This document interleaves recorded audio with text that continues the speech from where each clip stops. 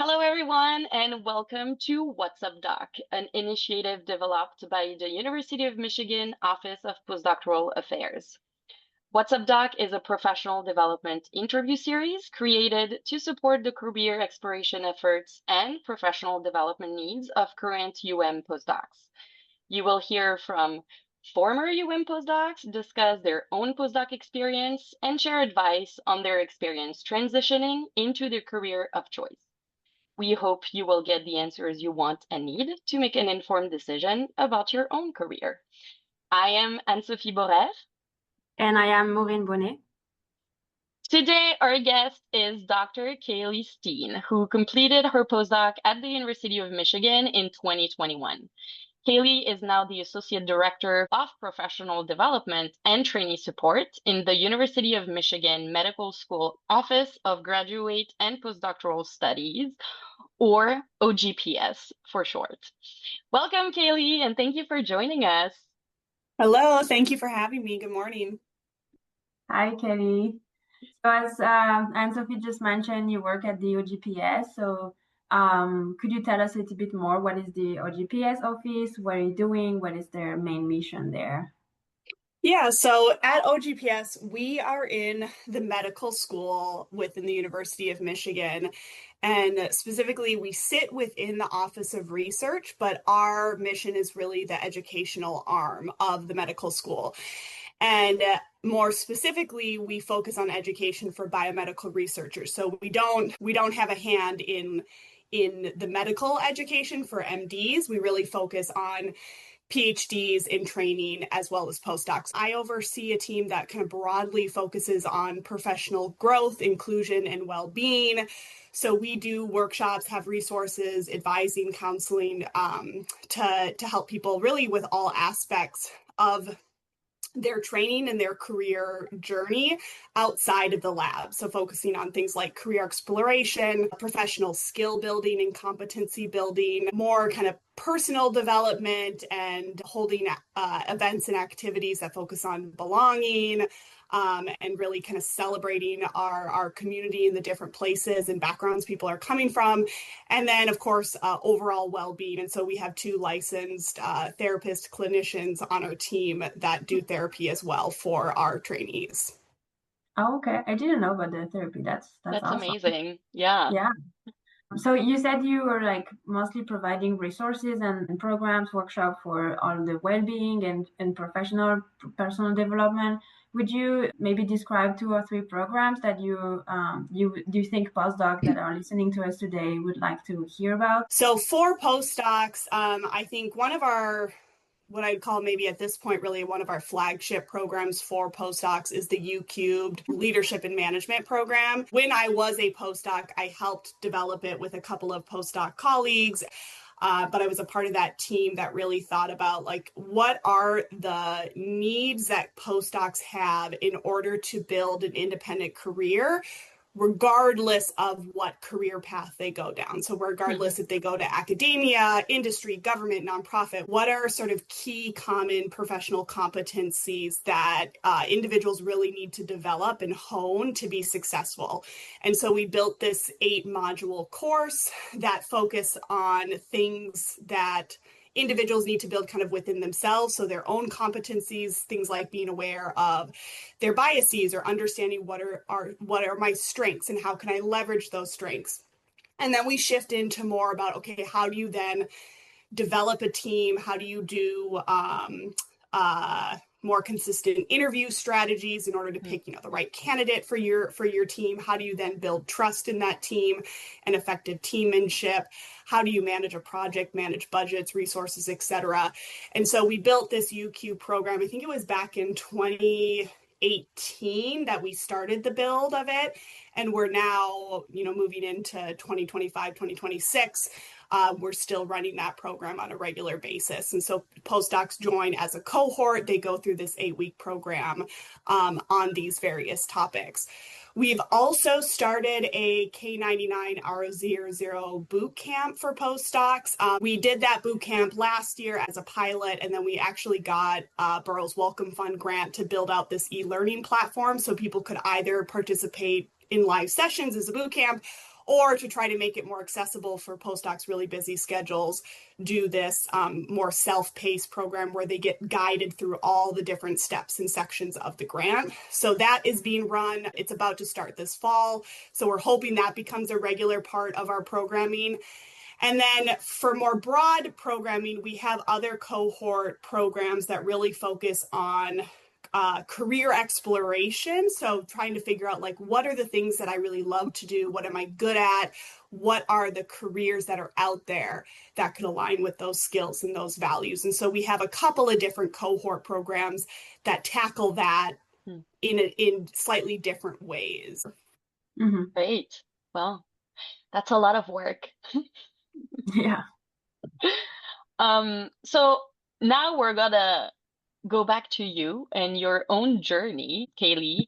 So can you tell us a little bit about your background and what led you to choose to pursue this career? Yeah, so I think I used to think that I was maybe kind of like an oddball person in my graduate school program and my postdoc program. But as I've gotten kind of into my professional groove, I realized more people than not kind of have experienced what I've experienced. So, and I just say that as a caveat for those listening out there of sometimes I think you can perceive that you're this like outlier, right? That you don't quite know what you want to do or you're sort of floundering. But really, I think it's actually like the majority of people that have this feeling. Yeah. So to kind of say that and then back up, when I was in graduate school, I, like most PhD students, I had to teach a couple of different semesters of courses and found that like I very much loved that process of coming up with lesson materials, learning materials, coming up with engaging ways to explain a process or, you know, a biological mechanism or something like that in an interesting way. And so I got sort of sucked into this world of pedagogy and understanding how people learn, how people retain and apply information. And so as I was getting involved in that, I took a Preparing Future Faculty course at the University of Minnesota. I did an adjunct faculty position at a local school, Macalester College. And I thought, like, okay, this is it. Like, this is for sure what I want to do. I absolutely loved teaching at Macalester. I liked the environment of that smaller school that was really focused on education. So being in the classroom and helping people learn really complex topics. But then when I became a postdoc at the University of Michigan, that was not accessible for me to be able to go and teach in a classroom and be, you know, the instructor on record, right? For various reasons, there are barriers to that. And I didn't understand that when I took the postdoc. I figured, you know, I'm going to do this postdoc. I'm going to need a little bit more research experience so that I can go to, in my mind, I was anticipating going to a smaller university where I might have a small research lab, but it would be mainly teaching. But what I had heard from people is that the postdoc is valuable in order to kind of come up with that research project or program that you could bring to a school. So that was kind of my vision, my thought process. But again, I didn't realize that I wouldn't be able to teach. And so I decided to get involved in other programs that were still educational and in nature. I did Developing Future Biologist. I was in the department, Cell and Developmental Biology, that is the host of Developing Future Biologist, DFB. So that was like a very easy transition to get involved in that and kind of run that program. And I found that I really liked the act of also like developing a program. So we had to do big programmatic shifts because of COVID. And so I kind of took the lead on figuring out, like, we created these like at-home lab kits that we shipped to every participant to do these little experiments at home. And just kind of figuring out like how to solve those problems and logistical problems and administrative challenges and like managing the budget. We got a couple of grants for that program itself. So I learned kind of that grants management side of things. And so it really like opened my eyes to all of these different aspects of what I would think of like administration. And I didn't know this at the time, right? Like that it was like really administrative type work and programmatic type work. And then at the same time, I got involved with the U Cubed program that I mentioned earlier. So I was starting to kind of have my hand in more of this higher ed administration. And during kind of that self-discovery of realizing like, okay, there's these other things that I like to do to help people develop, to help people grow. I'm not necessarily in a classroom, but I'm still a part of the learning process. And so it was around that same time when this administrative fellowship, research administrative fellowship was first launched. And so I was finishing my first year of my postdoc. That was introduced. I became aware of it, and I realized like that could open up a lot of doors for me of just learning this greater research administration, education administration infrastructure and get a lot of exposure to that in a very structured way. And so that was really like the turning point. I applied and was accepted into that fellowship position, which then completely opened my eyes to all the different types of ways we can support trainees, support research. You know, there's research development, there's, of course, educational development, there's faculty development, there's like so many different aspects beyond just within the classroom setting where you're helping people develop something. And that's the piece that I found I really liked, whether it was in the classroom, giving a lecture, giving a workshop, it was that development piece of it that I really enjoyed. Just a quick follow-up. So you mentioned that fellowship you did during your postdoc, which the name of the fellowship, it's the Research Operations Management and Strategy Fellowship. Correct. Right? ROMS. I'm just saying this so people can then look it up. So can you expand a little more really like on the structure maybe of the fellowship, but also like you said, it really expanded your horizons of on really what higher ed administration can look like. So can you just explain a little bit what it was like and what you actually did during the fellowship? Yeah, so I will say my experience was a little bit unique than like how a future ROMS fellow will experience this program, because when myself and my other fellow, Kaylee, who's actually now the program, she manages that fellowship as part of her job. When we joined, you know, we're the first two fellows. There was structure, but it was also kind of not made clear to us, but we were welcomed in as a part of the team to continue building out the program.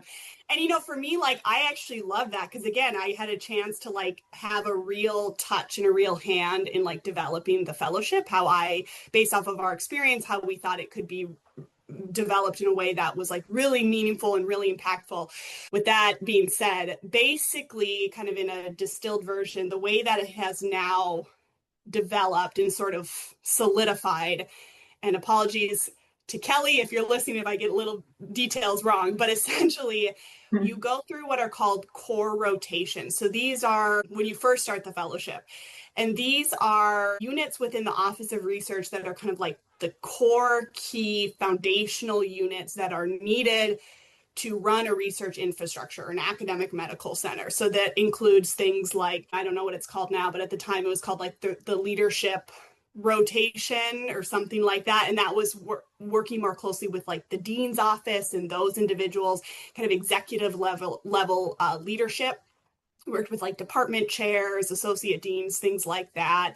Worked on a couple of different projects with them and supported some of the committees. We were very engrossed in like their meetings and conversations. So you really got to see and hear what are the things that they have to address. What are their challenges? What are their barriers? How do they talk about it? How do they solve those problems? It was very like intimidating and intense. And like half the time I wasn't sure what they were talking about, but it was a really good exposure to see like these are the kinds of challenges that they have to deal with on like a regular daily basis. So that was very interesting. And then we went on to other core rotations like IRB, so the Institutional Review Board, the Research Core Facilities, Animal ULAM, so the Animal Care and Husbandry. Those kinds of things where like you absolutely have to have those units to run this like a major research enterprise. And so we would spend a few weeks with each of those units, work with their leadership or other staff members to kind of get an understanding of like their business operations, the services that they provide. We would work on small little projects with them just to get a little bit of experiential learning, but a lot of it is like shadowing, sitting in on meetings. And then based off of that experience, you also have the opportunity to do what are called elective rotations. So for instance, OGPS would be one of the units where you could do an elective rotation. And it's again, a several weeks where you're sitting in on meetings, doing little projects. And then what's really cool is after those initial rotations, it's a little bit of like a choose your own adventure where you can select what are called impact projects to get really involved with certain units or certain activities that you have a specific interest in. When I was a fellow, we had to kind of seek out people. We had to like reach out to people and say like, hey, I'm this weird fellow like that you've never heard of in this program. You've never, well, like, can I work with you? So we had to kind of like hit the pavement in that way. But it ended up being totally fine. I met with a lot of really interesting units and people and ended up doing projects with MISHR, so the Michigan Institute of Clinical and Health Research, with their team science group. And we worked on doing these like brainstorming sessions. I think at the time they called them research jams to help people ideate projects that they could do with a multidisciplinary group of scientists. I also worked with faculty development on coming up with tools and resources for new faculty and helping them kind of get situated and be successful in those first few years of their career as an early career faculty. So that was really interesting. I got to talk with a lot of different faculty and like really understand like all of the challenges that they face, not just when they start, but really like throughout their whole career. And so that gave me, I think, like a more intimate understanding of all the challenges that faculty have to face that I like just didn't quite appreciate as a postdoc or a graduate student. And then I also did do some work with OGPS. And it was actually revamping the U-Cubed program. So that's been kind of like a constant in my trajectory. So yeah, so that is those impact projects, that wraps up the second year of the fellowship. And then the idea is, as you're getting closer to the end, you start your job search. And oftentimes there's one of the groups that you've worked with. And if the timing works out just so, if there's a position available, oftentimes people end up getting placed in that kind of fashion because they've already worked with these units or these groups on these projects and there's a need, so you can pair up in that way. For me, it was not through a project, but I had worked with a managing director, Nadine Wong, at the Biointerfaces Institute. And it was really like just small little interactions, but I think she recognized kind of the skills I was developing in this fellowship. And it piqued her interest enough where a few positions opened up that were being administered by the Institute. And so she's just sent them my way. It was like a classic like networking situation where you interact with someone, you make a good impression, and they say, hey, these jobs are like coming online, like make sure you apply for it, hint, hint. And so that kind of helped elevate my applications. Yeah, well, your fellowship sounds like very broad, and it sounds like you've met a lot of people, and that kind of, like you just said, led you to land your first job. And so as we're hearing about your story, I think we're wondering if you're a candidate that, didn't have the chance to pursue one of those fellowships that the RUM you just did, what do you think would make them competitive for those type of positions? Yeah, it's a really good question. While it was extremely helpful and it is like a very valuable program, it by no means like precludes you or excludes you from securing positions kind of within research administration or higher ed administration. I think what I tell people is that, if you're interested in certain areas, just like you would with any kind of professional development or career development, it really starts first with understanding the landscape. So kind of doing the homework to explore career opportunities, research them, talk with people. And that's a big part of what the fellowship was, right? But it's like structured, dedicated time, which is the benefit of it. But you as just an individual can do all of that as well. But you do have to commit to the process and you have to dedicate time to do it. So I think that's a little bit of the sticking point for people, right? We're all really busy. If you're a postdoc, you have a full-time job. So like it is hard to dedicate that time to doing the research, to having conversations with people. And it can feel a little bit overwhelming. So I would say, like, one, understand that it is a process that's going to take time. Before I did the fellowship, I probably spent the whole 2 years of my research postdoc in CDB, like not every single day, every single moment, but like throughout those 2 years, I would have phone calls with people if I saw them on a panel or if I was at a workshop or something and there was someone from like the NSF or the National Academy of Sciences, and I'd think like, oh, that's a cool type of job.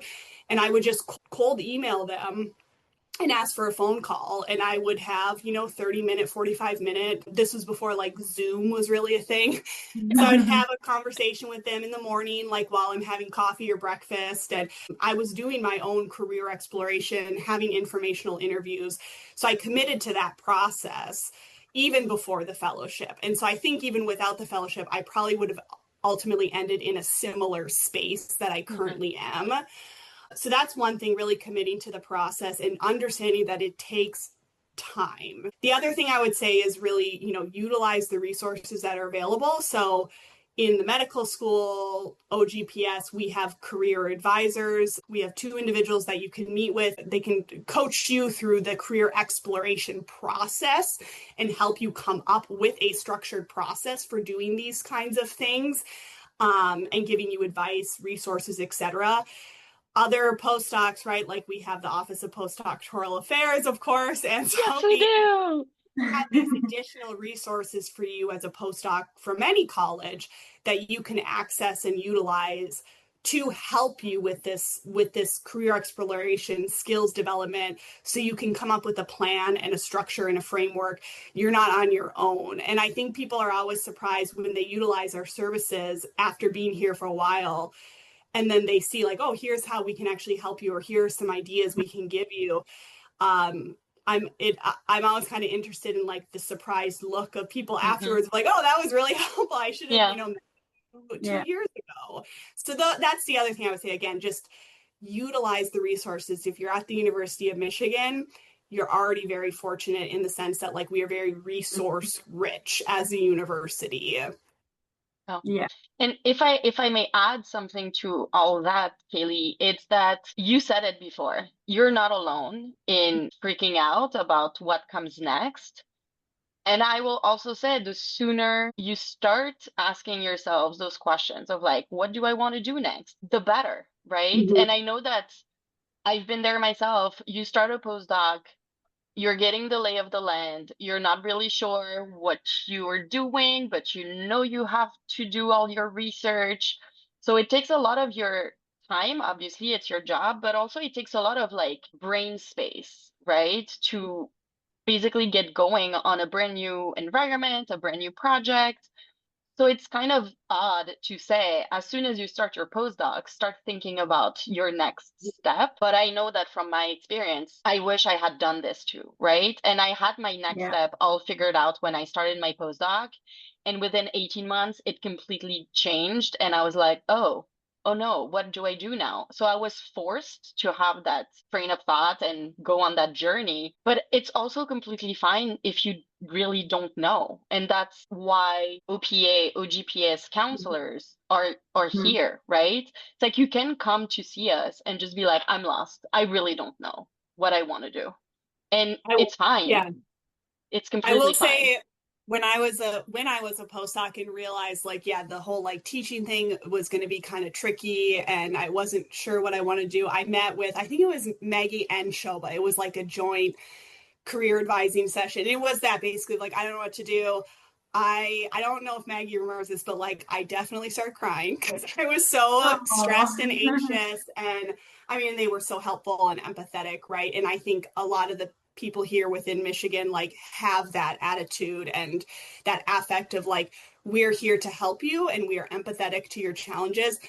Most of us have also been through that and experienced that, and that stress and that turmoil and that uncertainty.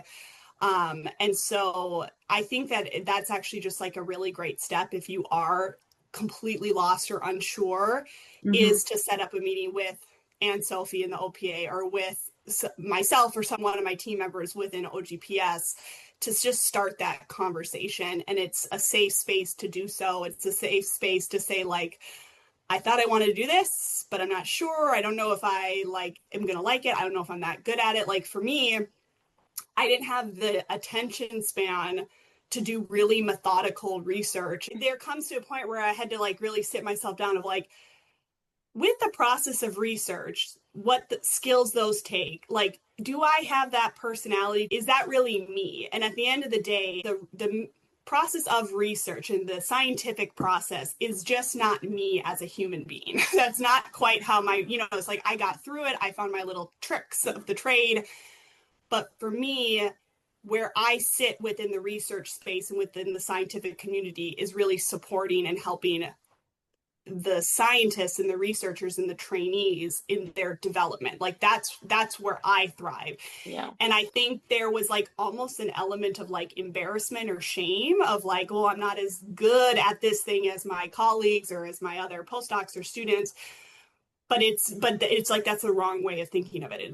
And that's why actually in a lot of our programming, we really focus on your strengths rather than your deficits, because that kind of helps reframe the way you think about yourself and what you bring to the table.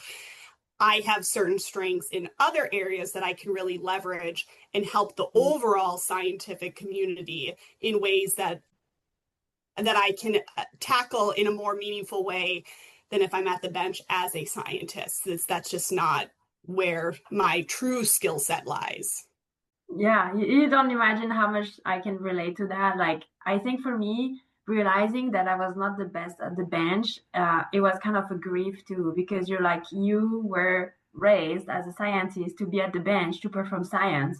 And suddenly you're realizing that actually your strengths are not at the bench, they are elsewhere. And it's something that you have to give up on, that idea that you were working, since your grad studies. And it's wow, it's disturbing. So you had a first interest in teaching, and then you had to kind of give up on that when you studied your postdoc. So I'm wondering, for other postdocs that are listening, are there really no opportunity to teach, even today at the U of M? I feel like there are some programs maybe. Yeah, so I would say one, thinking again, University of Michigan has so many resources. Yeah. So this CRLT, they have, I know, at least in the past, and I think that they're still doing it, they had a short course for postdocs on teaching and pedagogy and design. And so just from a learning and skills development standpoint, I would definitely recommend either looking into that short course or just other things that CRLT has to offer, for ways that they can support postdocs in developing kind of your knowledge and your skill sets around teaching. I believe that there are opportunities to get in the classroom and maybe teach some lessons or topic within a course, but you're not necessarily the instructor on record. And actually, I would say, if I could take a step back, regardless of if your interest is in teaching or some other type of career or some type of need that you have, I think it is really important to develop a strong communication strategy with your postdoc advisor. I will say I made that mistake. I think it was most evident when I was a graduate student. I did not talk to my PhD advisor about the teaching aspect that I was interested in. And then eventually, when this adjunct position came into play at Macalester College, I finally had, bucked up and had this conversation with him, and it was actually totally fine. We figured out a plan, a strategy of how I'd get my work done, my research done, in addition to going to the St. Paul campus. We figured out how we were going to communicate with each other. He told me what his expectations were of me and the expectations that I needed to meet if I was going to do that, and I followed through with it. And so I think that that's a piece of it that can sometimes get lost too, because it can be very scary to have that initial conversation. because you don't know how it's going to be received. But I would say it is better to have the conversation and have open dialogue and make sure your expectations are aligned than like doing something sort of secretively on the side and then having conflict arise from it. Yeah. And it can be like even like more even useful, because some PIs obviously they are teaching, and I know when I addressed my PI that I was interested in teaching and I have a background as a teacher, she was like, well, there is this lecture in 2 months. If you want to take it, just I have the slides ready, just do it. And so depending on your PI, that might also be like an opportunity to actually take a lecture from them, so they dedicate more time with their student and you have this experience of teaching. So right, yeah. Definitely. And that's Absolutely. a good point too, like teaching, yeah, like one of the classes within a course, right? So you're not necessarily the instructor on record, but you can still get in front of the classroom and teach. But as I talked about earlier, I was a part of this Developing Future Biologist course. As one of the instructors, we also give some of those, we present some of the modules on, like I did one on regeneration or something like that with a model organism. And so that is also teaching, right? Like I'm teaching a group of undergraduate students. The UMPDA has a program with Macomb Correctional Facility where they teach some classes. So there are also these like volunteer opportunities in student orgs and postdoc orgs or postdoc associations where you can get that same type of experience, but you're just not like the official instructor in a more formal sense. Yeah. And really, like, what I want to add to that is that that's what you said, Kaylee. It's really the understanding that what matters is the skills you're developing, not necessarily the experience you're getting to developing those skills. So the postdoc short course that you mentioned that the CRLT is doing is a great first starter because you have all that knowledge, you have all that understanding of what goes into teaching in higher education. If you can't teach, talk to your PI because Maureen said it. You can maybe take one of their courses, but maybe also you can shadow. Even just being in the classroom, seeing how they teach their classes, looking around at the faces of the students, are they engaged, right? And start thinking of like, okay, if I was teaching this class, maybe I would have done this differently. And maybe it's a conversation you can then have with the person you're shadowing of being like, oh, can we debrief a little bit? Like, I had ideas. What do you think about this? This is the process of using that knowledge and developing those skills, right? And I fully agree. And I really want to emphasize that when we talk about teaching skills, it's not just in the classroom. When you mentor someone in the lab, it is teaching. You're teaching them new skills. You're helping them figure out things. This is teaching. When you do outreach events and you go to, I don't know, a third grade classroom to talk about DNA extraction, that is a teaching experience. And so I think it's also very important to reframe the difference between I need to get an experience to show it on my resume versus I need to understand what skills I need to go into that job and how I can develop those skills and what experiences I can have to really showcase that I have the understanding. I use those skills in, those ways to then be able to transition in whatever career someone is interested in. And I think the other thing just to add to what you're saying is when you kind of reframe it in that way, then the next step is like, how do I then help in a resume or cover letter or an interview connect those dots and articulate and highlight those skills as it relates to the position that I'm applying. And again, as like a plug for our career and professional development team at OGPS, that's one of the things that they can help you do, right? Of like, these are the careers that I'm interested in. How do I reframe or recraft my resume or my cover letter so I'm better articulating and better kind of bringing to the surface these experiences and skills that I've developed. And of course, similarly with the OPA resources, right? So you don't just have to be in the medical school to access this type of support from our staff members. Yeah, and I think it's really also about knowing the stories you want to tell. right? It's not just a list of skills and a list of achievements. It's Mhm. also like, what can you tell about this, right? It's like, it's not a pivot because you figured, I guess I'm gonna do this by default. No, it's like there's an intention behind it. And so the more aware you are of what you want, what you need, and even like specifically what you don't want and what you don't want to do, then you can start really like, okay, what is the story that I want to tell? So that when I apply for those jobs, I am able to reframe all my experiences and make it coherent, right, for the employer. So they understand that I'm doing this by choice and not because I have to get a job. Well, we're kind of getting to the end of the interview, Kaylee. So I guess that we're gonna really go into our rapid fire question little portion. So really the only rule is to give the first answer that comes to your mind. So are you ready? I think so. Okay. Soccer or football? Soccer. Well, I Okay. guess what country are we in? So we're in America, so I soccer. was gonna say, Moin and I are French, so soccer and Yeah. football, same, because, Yeah, soccer same. is football, but Yeah. yeah. What would you like to tell our audience about the job search? Be resilient. I Mhm. think currently right now it is a tough market regardless of what sector. So finding your strategies to be resilient.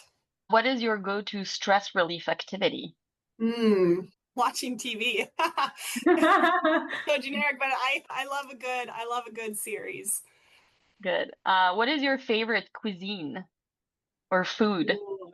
I would say, oh, it's a tie between Indian food or Japanese food. Oh, interesting. Yeah, very good. What surprised you most about life after your postdoc? That there is I a life. think, yeah. I think it's like how, to be quite frank, like how enjoyable it can be. You know, when you're doing something that you feel like you really thrive in and you enjoy the day to day and you feel like you're good at it, making an impact, like it's a very like freeing feeling, if that makes sense. Mm-hmm. Yeah, Absolutely. Yes. completely. Well, thank you so much, Katie, for being here today with us and sharing all those useful and valuable information. So for our audience, please check the GPS website, the OPA website. Do not hesitate to contact either Anne-Sophie or Katie or one of the team member and check their LinkedIn to connect with them with follow-up questions. And do not hesitate to also check our LinkedIn page for more episodes. And with that, I would say see you later. Bye, Kaylee. Thank you Bye. so much. Thank you.